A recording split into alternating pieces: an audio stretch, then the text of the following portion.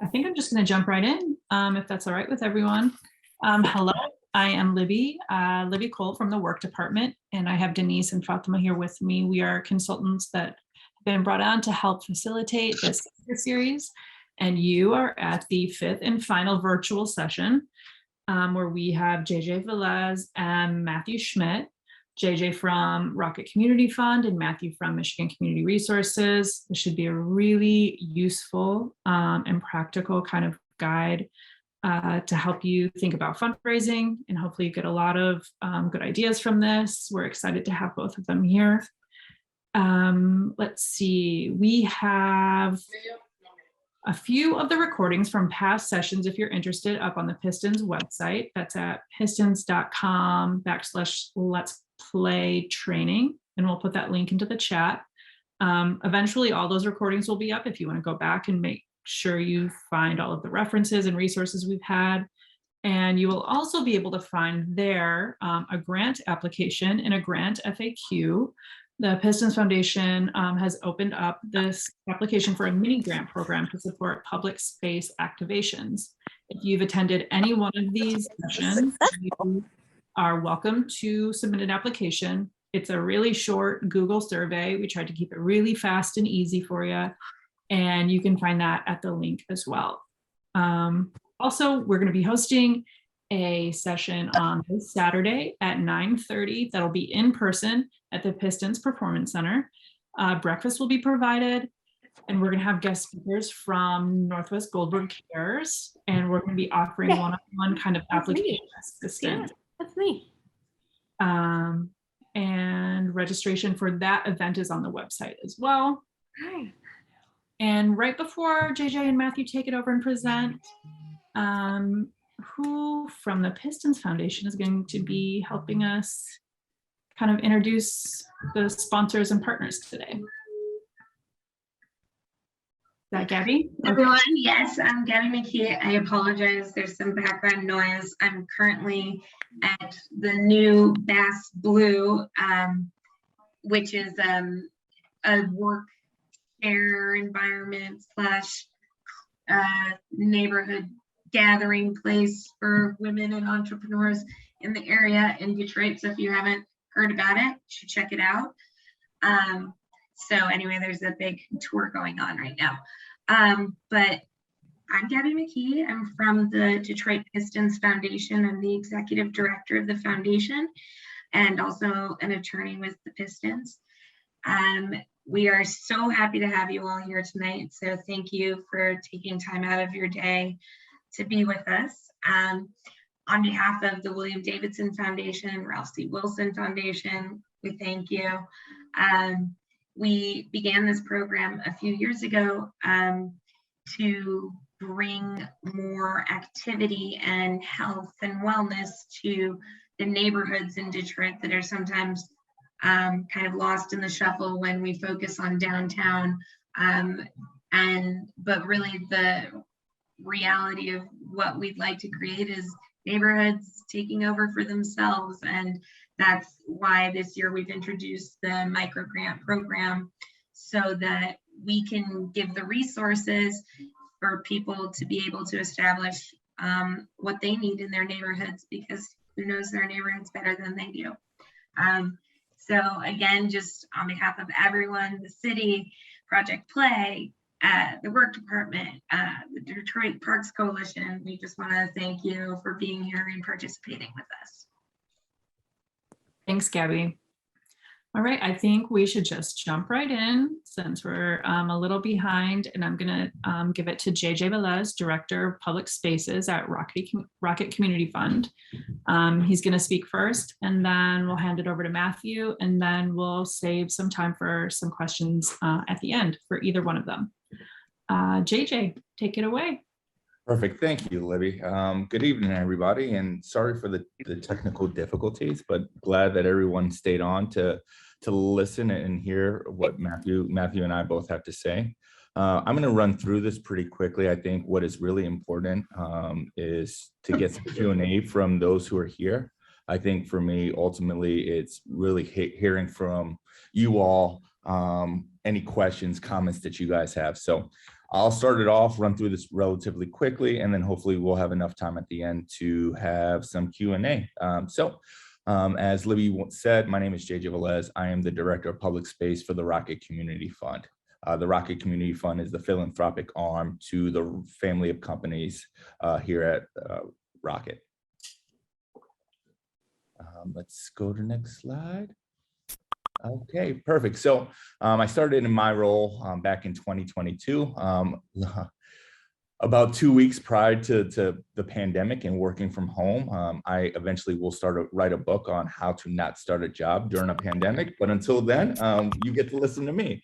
So prior to that, for me on the Rocket Community Fund, our whole team's focus is to increase the economic, social resiliency of Detroit by providing universal access to safe, inclusive public space.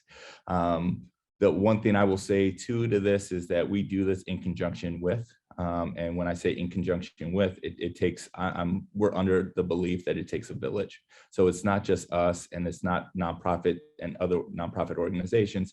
It also includes the city of Detroit, as well as other philanthropic partners. Prior to my role here at Rocket Community Fund, I had the honor and pleasure of being the Deputy Director for the City of Detroit's Parks and Recreation Department. I see that one of my former colleagues is on, Tony. What up, Tony? And then prior to that, I spent some time at the Cranbrook School, overseeing the special and summer programs in Cranbrook. Right now, I currently sit on several local boards, Chandler Park Conservancy, Burlington Detroit, Downtown Boxing Gym, and there's also one more that has not made this list, the Belle Isle Conservancy. So next slide.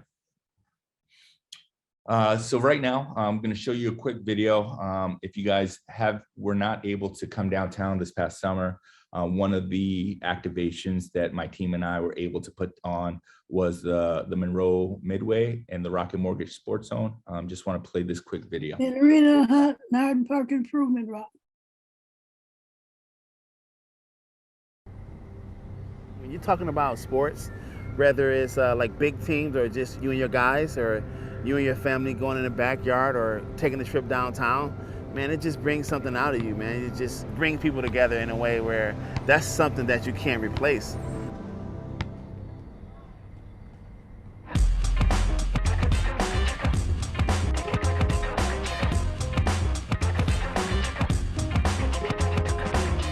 Sports Zone historically has been located at Cadillac Square, and the premise behind Sports Zone was to create an atmosphere around basketball where individuals would be able to come down, be a part of what is happening downtown.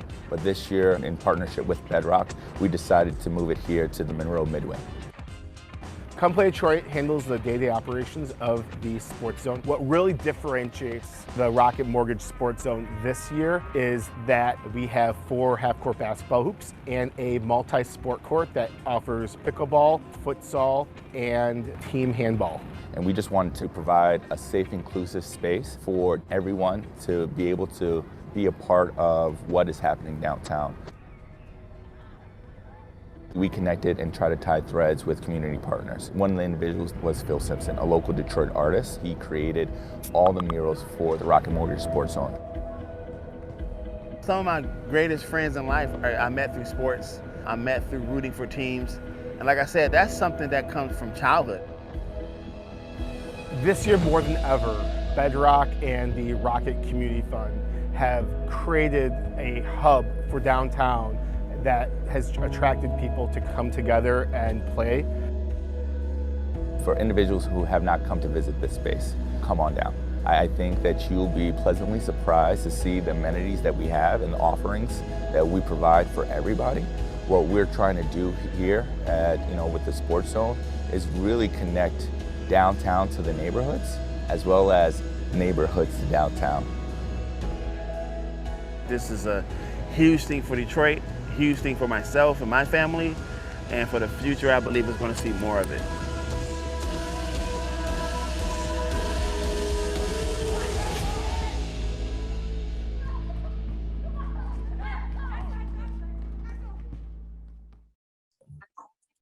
From the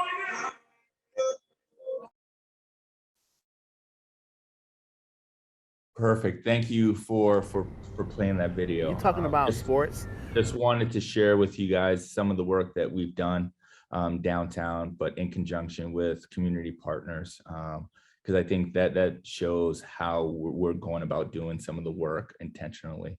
So one of the things I wanted to say, and it really showed on the video, was that historically, the Rocket Mortgage Sports Zone was located at Cadillac.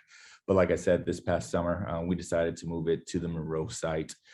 We believe that by doing so, it provided an opportunity that really allowed everyone, all Detroiters, all Michiganders, to come and really partake in this space that really provided inclusivity and also provided a safe space for all.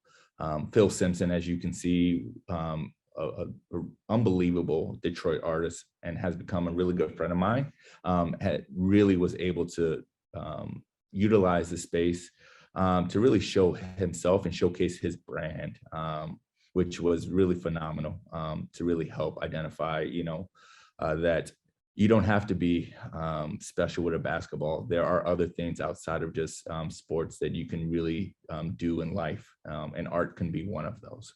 So next slide, please.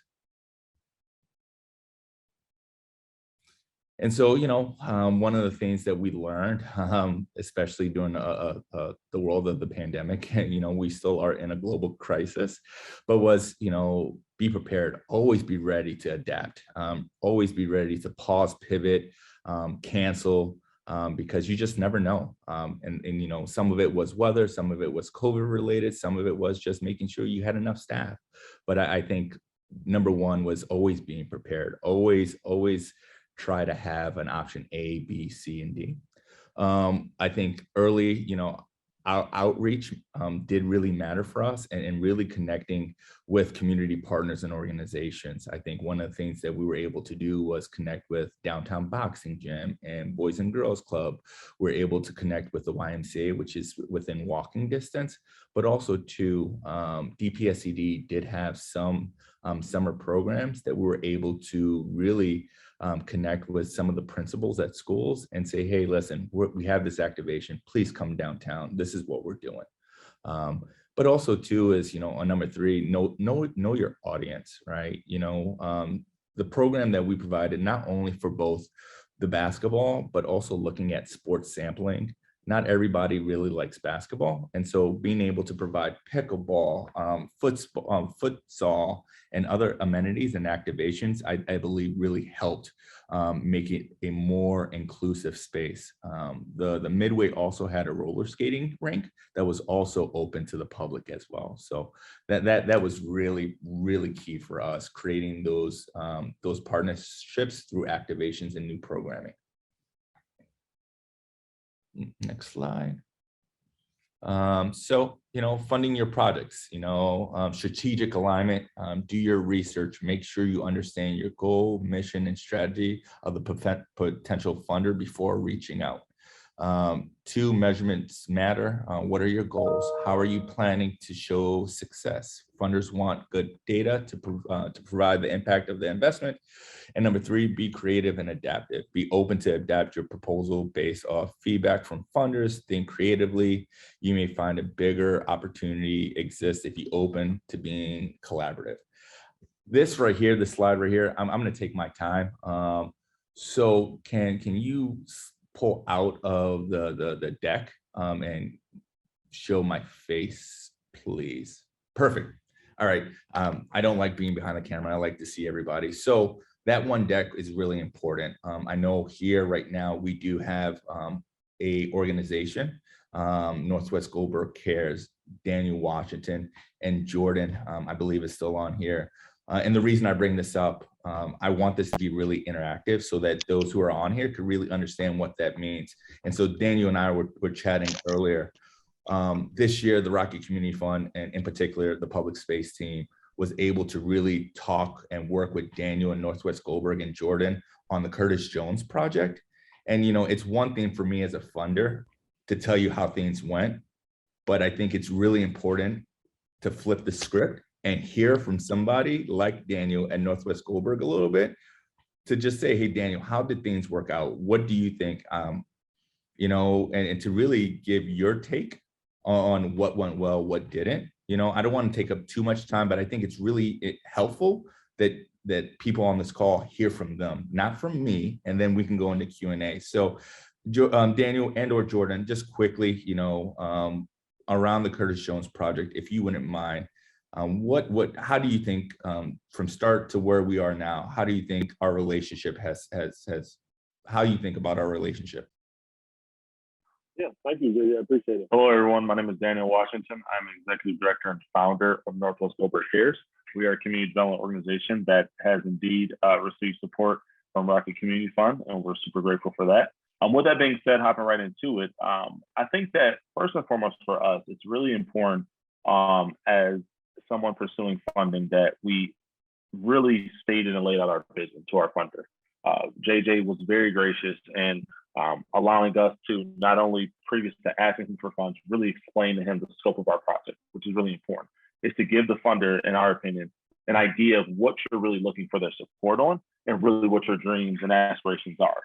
In turn, there comes this period where it really felt like JJ became a collaborator, which one thing that I would say to anybody is look at your funder as a collaborator, not just a funder. When you look at a funder as a collaborator, it allows for your vision to, in some ways, be enhanced because your funder not only can make those dreams a reality by way of funding you, but they also have other connections and other areas in which they might be able to support your project, which JJ had proven that a lot in this process with us. To be completely honest, we were a bit overwhelmed at first because JJ told us to dream bigger. He said, hey, dream big or go home. And it was really, really overwhelming because at the time, we really was just fixated on the idea of having a basketball court. And I would say, with Jordan on the call with me, my director of programming, we found ourselves after our initial meeting with JJ a little bit bummed. Like, he's not interested in this basketball court as a thing because he's interested in us thinking bigger picture. But now, fast forward, I think it's been at least 9 months, JJ, and you can correct me. I think it's been 9 months since our initial meeting with JJ. We're now proud to know that we're going to be serving way more people than we initially intended. But that would only be, that only became reality for us because we looked at JJ as a collaborator. Again, going back to that, we looked at JJ as a collaborator. We took his advice, we took his opinions, and we said, hey, we can include this and we can implement that. And one thing I'll say is, a big part of funding and a big part of securing funding is having an idea, but also understanding that funders also have things that they're beholden to. And that's not a bad thing. That's not a negative thing. It might sound negative, but it's really an understanding how alignment really works and really understanding that alignment is critical, not only for you as an organization, but for your funders who are investing in your project. So all in all, our relationship has been great. I literally just got off the phone with JJ probably a week ago, gave him some updates on our project. He was able to give me some pointed feedback and encouragement, more importantly. And that's really all you can ask for when it comes to funding. But I will say this, and this is just something that I'm sure JJ will appreciate, is that funding is not a quick turnaround. You can't expect that. You can't expect to pitch an idea this week and get funding by the end of this week. That's not how it works.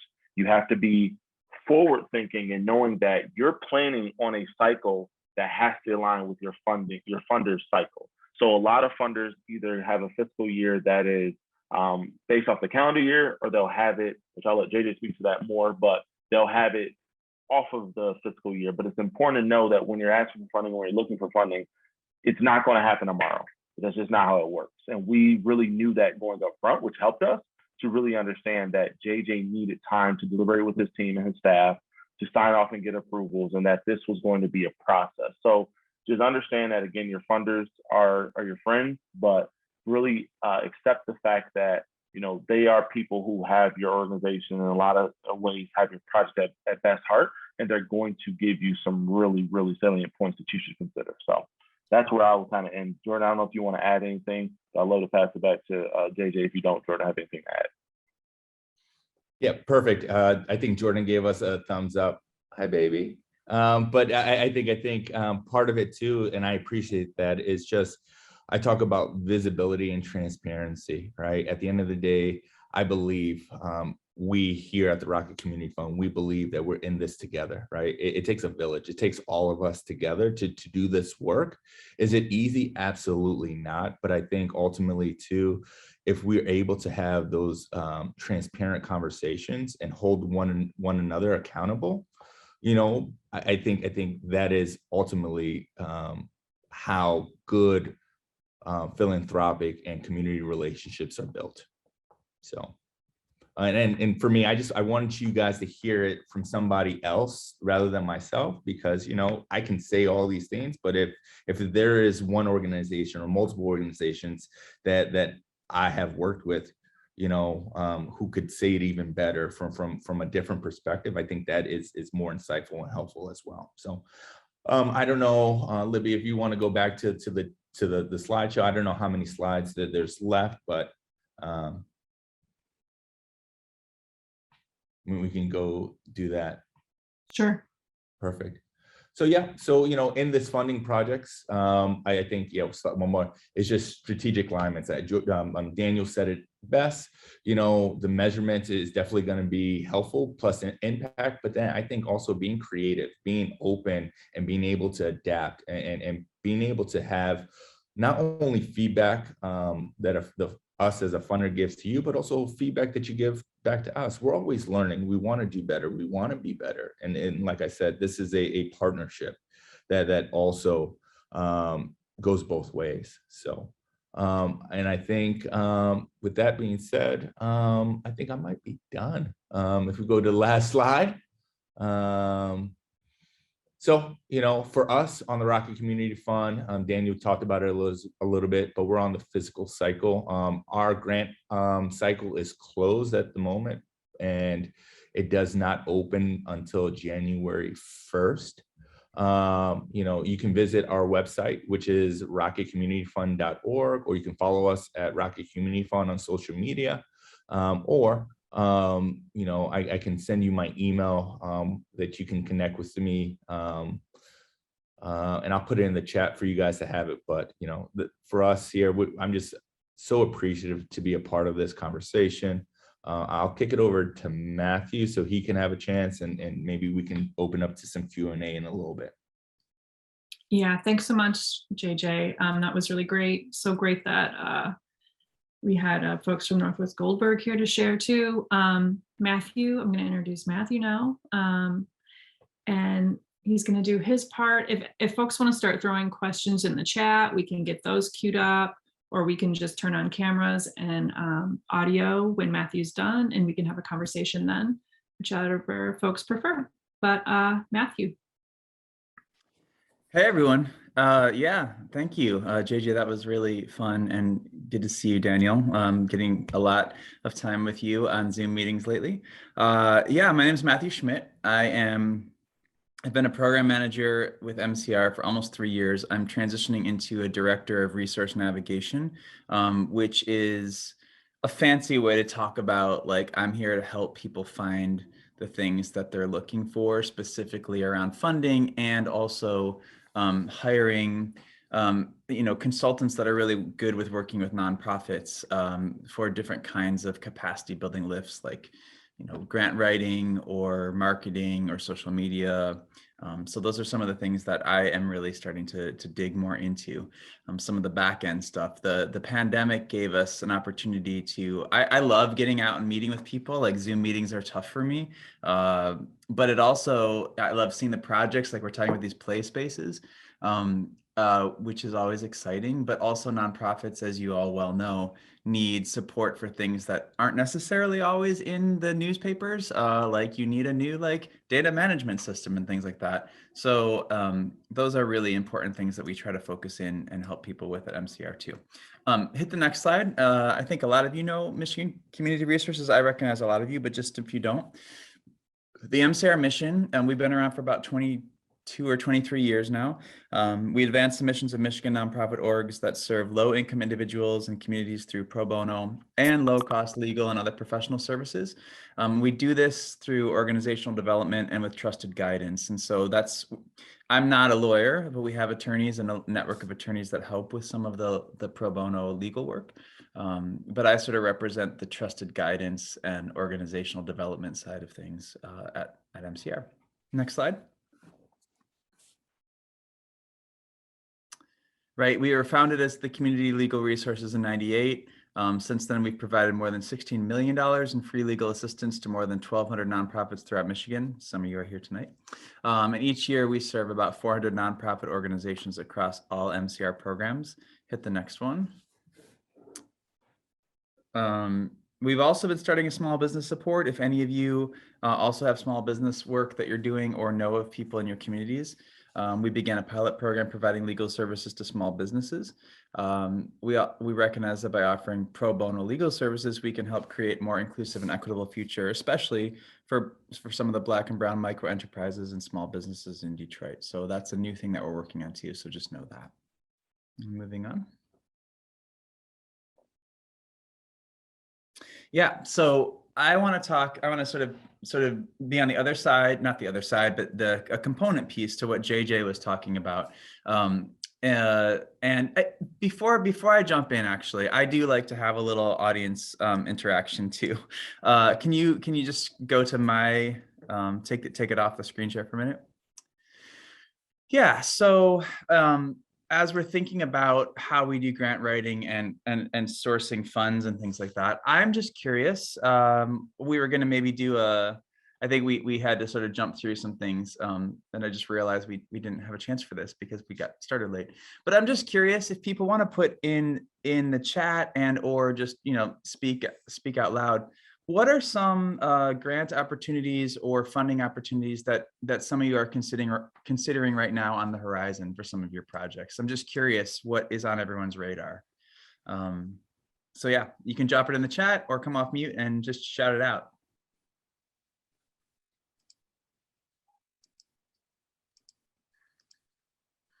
Don't everyone jump in at once.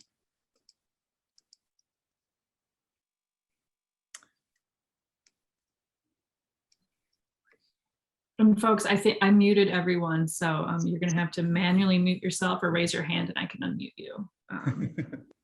Libby, I had a direct message from 𝐾𝐄𝐓'𝐒 at O'Hare Park Community Association that they are looking for various grant opportunities. Is there anything in particular, Gail?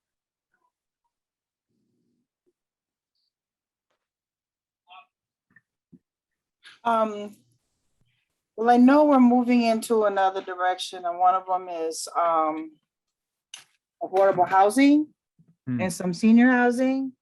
We're looking at things for open spaces, improving a lot of our vacant lots that have not been kept up by either the Detroit Land Bank Authority. In fact, we've adopted 20 lots on our own, so we keep it clean and and whatnot. But there's more beautification that we can do with that. So these are some of the grant opportunities that we're looking at this time. Sure. Thanks, Gail. That's great. I have some opportunities that I'll share at the end that might be helpful in some of those if you haven't heard of them yet. Neighbor Hub, that's great. I'm working on that right now and I will definitely share that. And that's one of them. Thank you, is it 𝐿𝐿 for sharing that. I'll definitely give the link and that's one I was going to share with you, Gail, and everyone else. So Neighbor Hub is great. And they are open now until it's about a week and a half left. And I'll give more information at the end. Anything else that people have been considering that's on their radar now? Or are you all sort of collectively saying, no, that's why we're here. Tell us what's available. Just checking. Yeah. And so, yeah, pop anything in. I'm going to keep going. But I'm going to also one hand raised really quick, Matthew. Sure. Yeah, I can't see everyone. Thank you. That's okay. Where is the hand raise?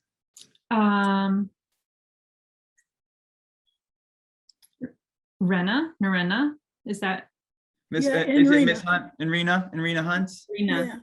Yeah. We're thinking about, we had this peaceful garden, but we're thinking more about making a senior working in the area, making a senior complex of that area. And we are thinking about we're trying to get partners to purchase the school there in the area to house these services for seniors. Yeah, that's great. And Ms. Hunt, you are also a 𝐏𝐋𝐄𝐓'𝐒 kippd grantee, correct?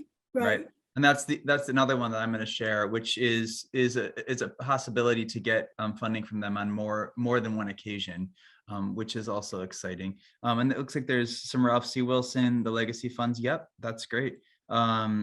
And I'm having troubles scanning through those. All right, yeah, that's good. Thank you. Thanks, Ms. Hunt, and thanks everyone. I'm going to keep pressing on. Go back to the PowerPoint. Thank you. But I'm glad that some of you are thinking about this, and this is what we want to do, is sort of help generate collaboration around this, as JJ lifted up. Sometimes collaborative efforts can be helpful, but also there at MCR we recognize that there's inherently a competitive spirit trying to get funds, but we also know that there is, as JJ mentioned, there and Daniel lifted up, that funders are human beings that are your friends also, and they are trying to do good work through becoming like co-investors in the work you're doing. And so we're always trying to lift those opportunities up, and funders are also trying to spread that around too. So it's not unlikely, you know, there's many nonprofits I know, people I'm close with, that have gotten, you know, turned down for a grant once or maybe even twice, but the third time was the charm. So I want to say that to you all too, like, keep up with that. And at MCR, we help with application assistance, and we can sort of help you think through how to put your best foot forward if you're struggling with, or if you're just frustrated with that, or you just want some extra eyes to look at it. But anyway, I want to jump into kind of like a grant writing 101 thing, just some of the things that we lift up.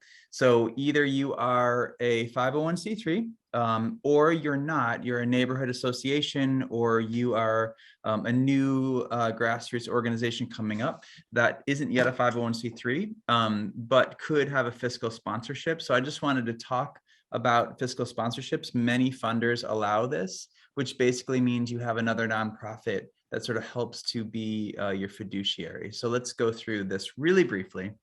Some of you might know this like the back of your hand, but I always think it's good to lift this up. Next slide. So a good candidate for fiscal sponsorship are projects that have a short duration, like a time-sensitive project with a short duration, a pilot project, something that you're trying for the first time. Collaboratives or coalitions can be helpful, especially if it's multiple sort of block clubs working on something for a specific area, or resource-constrained projects, things that you don't have a budget yet for. You haven't gotten adequate funding as of yet. So sponsorship can be helpful in sort of bolstering that request. Miss Tracy Webb, did you have something to say? I saw you pop in. And now you're muted. Hi. Hi. Hi. I just put in that I'm a nurse. I worked the whole pandemic, but what we did this year, I started a children's fishing group. And we give out fishing lessons. We're trying to connect children with nature, give them a new hobby. And most of our donation came from the fishing communities up north. We want for nothing right now. We give out new fishing rods, tackle boxes, and our volunteers are from local bait shops. Sure. Dick's Sporting Goods, Patrick Duggan. Yeah, so we gave out basketballs because we have to reach the parents if we want to connect with the children. I'm trying to reach the inner city children, get them off the telephones, learn problem solving and whatnot. So don't laugh. So I have LegalZoom initiating my nonprofit. I had a Department of Natural Resources grant writer in my home this week. We're going to partnership up with the free fishing weekends, but I need help with this LegalZoom paper here. So. All right. Well, I'm going to thank you so much for sharing that. I think you're lifting up something that is probably shared by many. Let me just say this. Are you a 501c3 yet, Ms. Webb? or not? That is what I'm in the initiation. That's what you're right. That's what you're working on. Hello, you just said that. But here's the thing. Here's what I've found. Most nonprofits, most people that sort of start nonprofits are not people that grew up thinking like, I want to start a nonprofit someday. They are people, nurses, business people, teachers who recognize that there is a need that's not being met, or a need that you particularly feel drawn to helping to meet, and they start doing it, right? You've started doing it sort of even before you're official. And that is really common. But what that means is that, you're saying, don't laugh. Nobody's laughing. I'm laughing because you said don't laugh, but nobody really knows how to do this, right? It's not, it's just we all learn as we go, which is one of the other reasons I think it's really brave to share that, because you're not the only one who's been through that. And I bet there's other people on this call that are feeling something similar. I'll get to like how we can help with that in a minute, but Sure. But that's a perfect example of a potential good use of a fiscal sponsor, and also on your way towards becoming a nonprofit, but still to start get some funding for that. So thank you, and we can touch base even more deeply later if you like. Yeah. Let's go to the next slide. Right. So a fiscal sponsorship basic is there's money. It goes to the sponsor gives it to you, the beneficiary, in this case. The sponsor accepts the funds, manages the funds, disperses the funds, lends the tax exempt status to the beneficiary. So the beneficiary can then apply for grants using that sponsor's tax exempt status and receives funds from the sponsor directly. Next slide. So what you want to really consider is that you have a good trusting relationship with whoever that is, right? That there's a consistency with the sponsor's charitable mission, the work that you're doing. You have some sort of an MOU, some sort of agreement, memo of understanding between you and the fiscal sponsor, how that money is going to get used. And you demonstrate compliance throughout the project. Like you stay in good communication with them.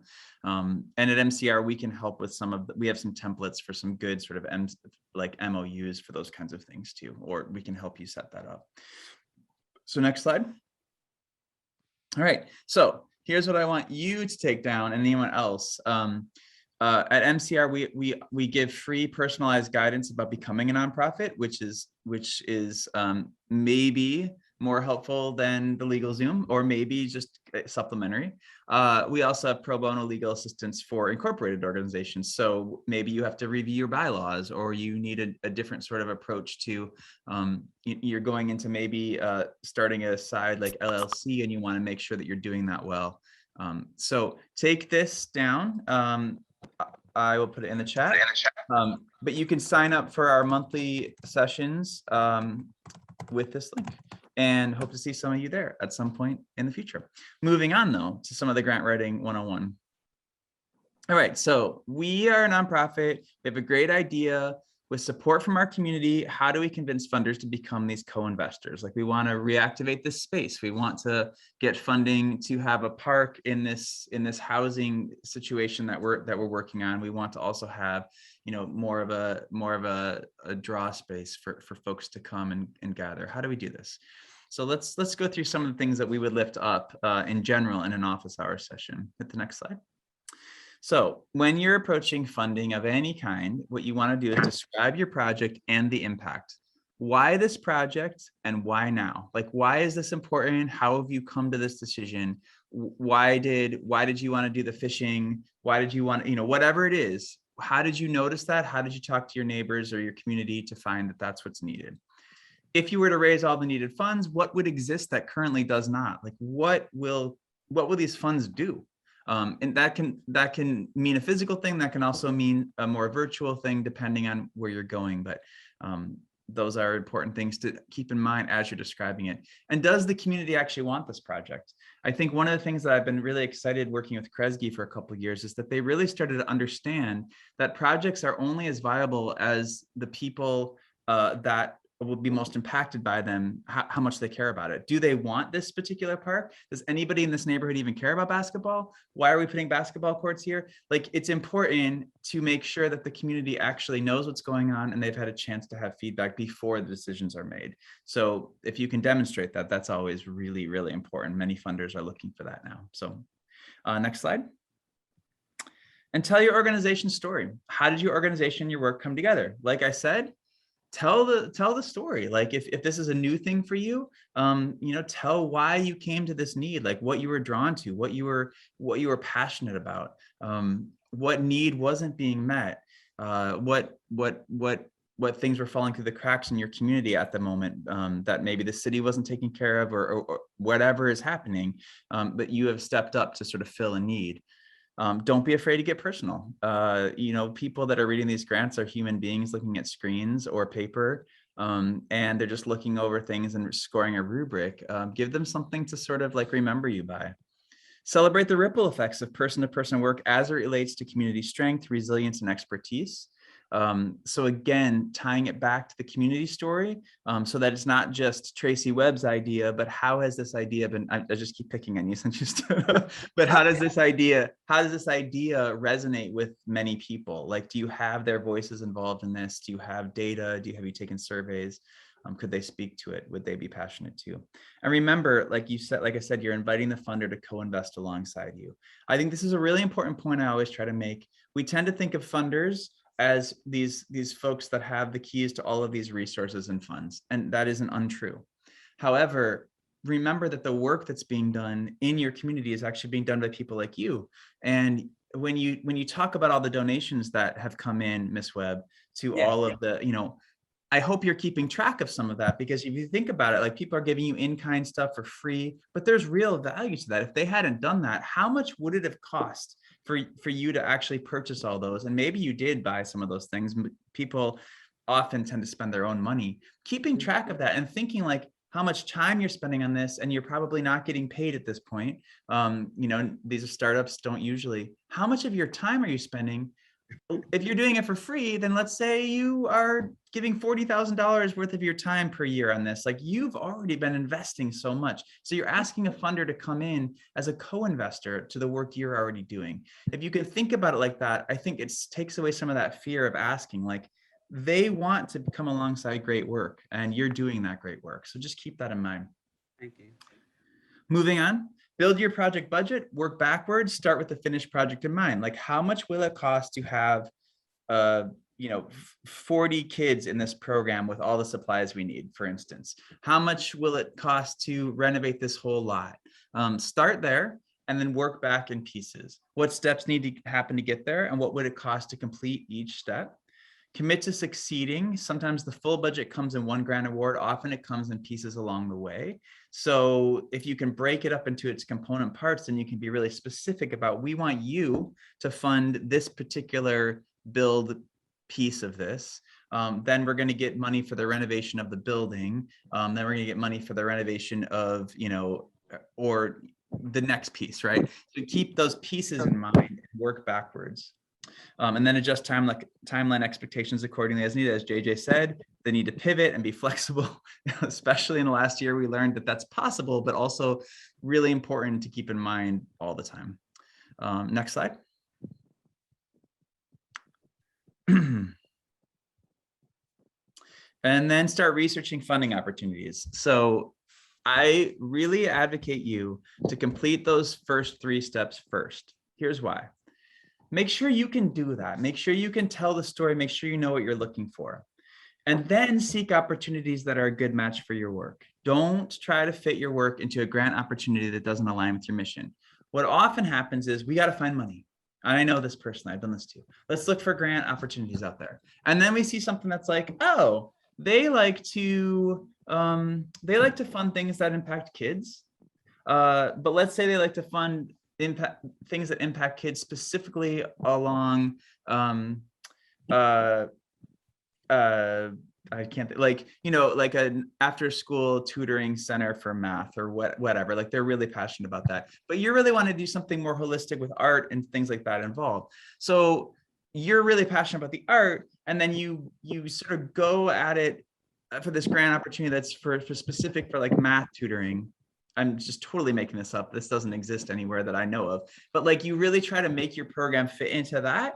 What can happen is you can sometimes get funded because you told the story in a way that fit that. but you're not really equipped and you're not really passionate about that. And now you're stuck having to like do this program because you got the funding, but it sort of pulls you away from your mission. You don't want to be in that as much as possible, right?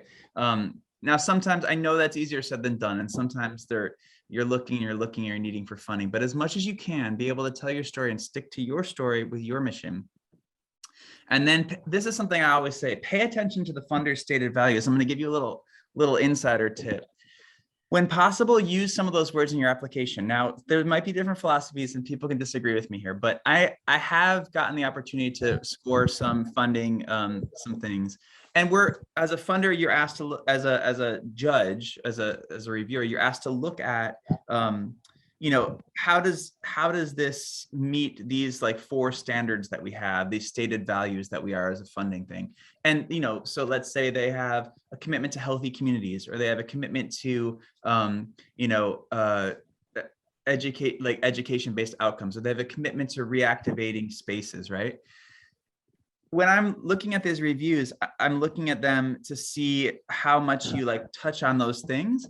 And I just recommend using the stated values from the funders page, because you just are saying like, this is this is that, right? I think sometimes people try to be super creative and say it in a really artistic way. There's nothing wrong with that, but make sure you sort of draw attention to, if the funder says there's these 4 things they're looking at, kind of clearly say that in your application. It just makes it easier to score. And I think it's an important strategy.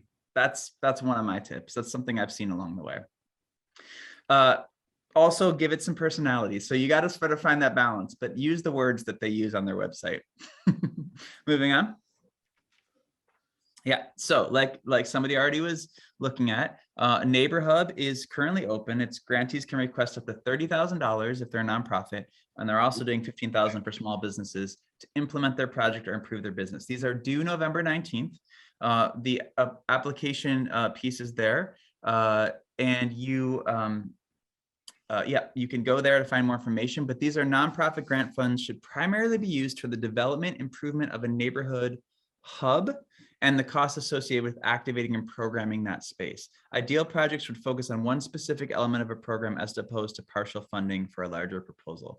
So, so that's a little bit, let me break that down. They're looking for giving funds, like I said, for a particular piece of like a gathering space. Thank you for dropping that in the chat, the link. That's really helpful.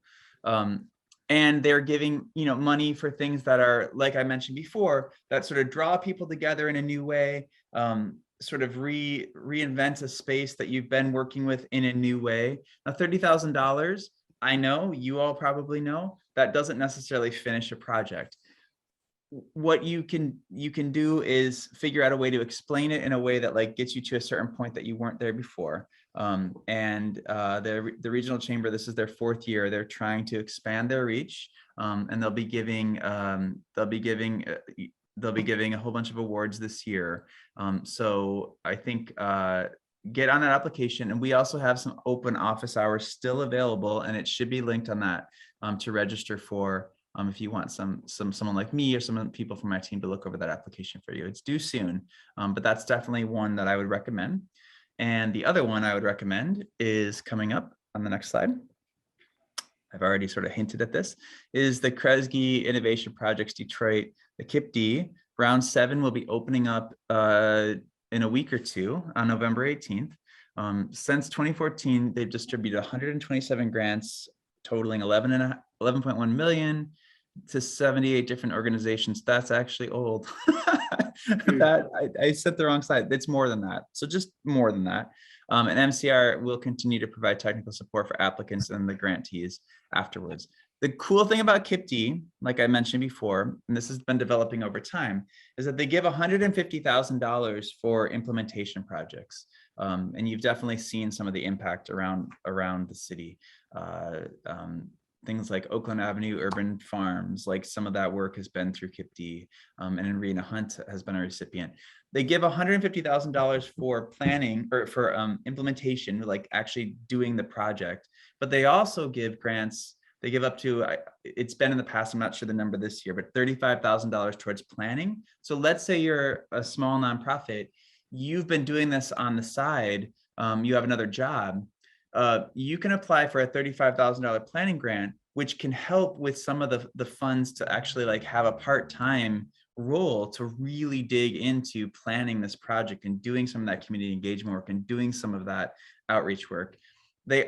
So that's like, you can get a planning grant that can actually then be a building block towards an implementation grant at a future round. That's happened several times. They also have capacity building grants now, which is even sort of a pre-planning. Like you're just starting to get, you've been doing a lot of great work in the community and you really want to start to understand what is the next big thing they want. You can do that as well. So they have sort of multiple entry points, and they've been doing a lot of work to really get the money to different organizations that have been overlooked for a long time. So definitely put that on your radar also. Next slide.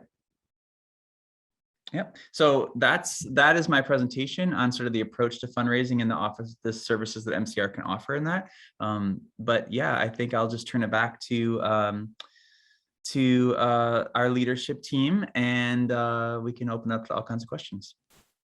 Yeah, folks, if you want to unmute yourself or raise your hand or put something in the chat, let's just have an open conversation, and hopefully JJ and Matthew can answer some questions that are on folks' minds. Anybody have anything? Thank you, Matthew. That was really helpful, by the way. Yeah. So many good resources. And also know that after shortly, we'll have all of these videos up, like I said at the beginning, but also some of those resources and links will be linked there as well. And if you have any questions or anything, feel free to email any of us and we can get those links to you at any time. And Libby, will you send out, I think there was a document I sent that had kind of like another sort of like run through of things to think about when you're, do you have that? Yeah, I can resend it. Everything with everyone with that resource that Matthew's talking about. Oh, cool. Thank Just you. making sure I sent it. I was like, did I remember to send that? Hey, Libby, I actually sent to Denise. There is a one pager that really explains specifically what the public space team at the Rocket Community Fund will fund and will not fund. I think that's really important for other people the people on this call to really understand. I think Matthew, you said it best, right? Try not to compromise your organization's mission statement, right? And you know, and I think that's part of it, having those visibility and transparent conversation that people understand, hey, listen, for us on the Rocket Community Fund side and the public space team, these are the areas that we will invest in, you know, and if it aligns with what your organization, your mission is all about, absolutely. The one thing that is different from a lot of the philanthropic, you know, RFPs and grants that are out, we have a rolling admission. So January 1st until November, you know, there is an opportunity based off of where we find alignment and thread tying based off of what we will do and what you organizations may look at for funding. It's an open enrollment. So, you know, you don't have to have all your documents and all your things lined up on January 1st.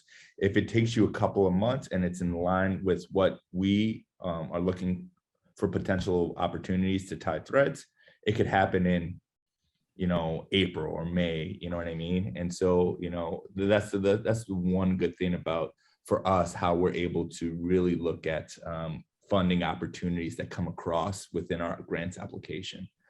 So, and then on top of it too is it's not an invite, you know, we're not inviting you if it's an open enrollment. So if you feel as if you want to apply, you be my guest, you know.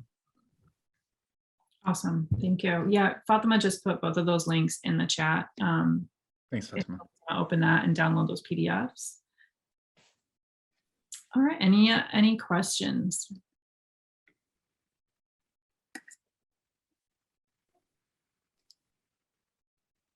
All right, well, I thought that was super helpful.